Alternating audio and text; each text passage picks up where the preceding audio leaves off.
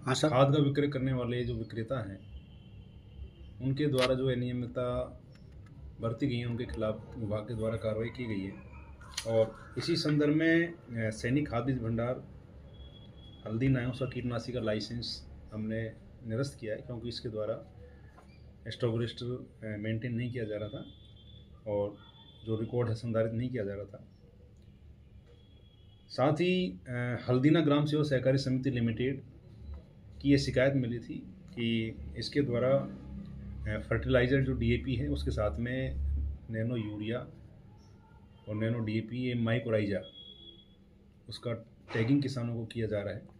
इसकी जांच हमारे इंस्पेक्टर के द्वारा कराई गई और जांच में पाया गया कि समिति के द्वारा डीएपी के साथ में दूसरे प्रोडक्ट की टैगिंग की गई है, जो कि फर्टिलाइज़र कंट्रोल ऑर्डर का उल्लंघन है। उस संदर्भ में हमने समिति को नोटिस जारी किया और उनका जो जवाब आया वो चूँकि संतोषजनक नहीं था, इस पर हमने समिति के लाइसेंस को आज दिनांक 26 सितंबर को हमने निलंबित किया है।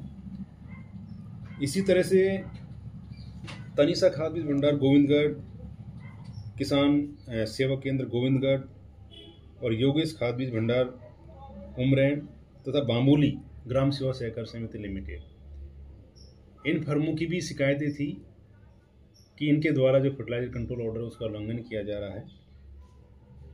बामोली जीएसएस पर भी ये शिकायत किसानों द्वारा की गई थी कि इनके द्वारा भी डीएपी के साथ में नैनो यूरिया और नैनो डीएपी और माइक्रोराइजा पूर्व में दिया गया, जो कि गलत है। तो इस संदर्भ में इन चारों फर्मों को भी कारण बताओ नोटिस हमारे यहाँ से जारी किया गया है और नोटिस का जवाब यदि संतोषजनक नहीं होता है तो निश्चित रूप से इनके खिलाफ भी सख्त कार्रवाई की जाएगी।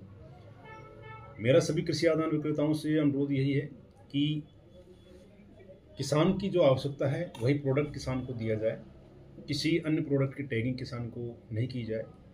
जो निर्धारित रेट है उस पर फर्टिलाइज़र का बेचान किया जाए। यदि कोई भी विक्रेता, चाहे वो ग्राम सेवा सहकारी समिति हो या प्राइवेट कृषि आदान विक्रेता हो, किसानों से यदि ज़्यादा पैसे लेंगे या किसानों को ज़बरदस्ती कोई चीज़ देने का प्रयास करेंगे तो ऐसे विक्रेताओं के खिलाफ विभाग के द्वारा सख्त कार्रवाई की जाएगी। साथ ही किसान भाइयों से भी अनुरोध यह रहेगा कि कोई भी कृषि आदान क्रय करते समय उसका बिल अवश्य लेवें और केवल जो पंजीकृत कृषि आदान विक्रेता हैं, जो पंजीकृत सहकारी समितियां हैं या निजी आदान विक्रेता हैं, उनसे ही खाद बीज दवाई का क्रय करें। ऐसे लोग बाग जो कि पिकअप में भरकर खाद बेचने का प्रयास करते हैं, ऐसे लोगों से कतई भी खरीद नहीं करें, क्योंकि पिकअप में भरकर जो उर्वरक का बेचान करते हैं या किसी बीज का बेचान करते हैं वो निश्चित रूप से नकली होता है। और ऐसा लोग बाग जो कि सब पिकअप में भरकर इस तरह से कहीं कोई बेचान करता हुआ अपनी जानकारी में आ रहा है, तो ऐसे लोगों की जो जानकारी विभाग को प्रोवाइड करें, जिससे कि उनके खिलाफ सख्त कार्रवाई की जा सके। और पुनः किसान भाइयों से मैं ये भी अनुरोध करना चाहूँगा कि किसी ब्रांड विशेष के फर्टिलाइज़र का आकर्षण नहीं रखें अपने मन में। सभी तरह के जो कंपनियां होती हैं उनके जो उर्वरक होते हैं उसमें एक समान मात्रा में पोषक तत्वों की उपलब्धता होती है। अतः अनुरोध मेरा यही है कि जितनी आवश्यकता है उतना ही फर्टिलाइज़र खरीदें। अभी से गेहूं तक का जो उर्वरक है उसकी जो आवश्यकता है उसका क्रय करके नहीं रखें, इससे उर्वरक के प्रबंधन में एक इम्बैलेंस पैदा होता है। तो किसान भाइयों से मैं अनुरोध यह करना चाहूँगा कि जितनी आवश्यकता है उतना ही खाद खरीदें तथा मिट्टी की जांच के उपरांत जो सिफारिश आ रही है उतना ही खाद हमारी ज़मीन में डालें।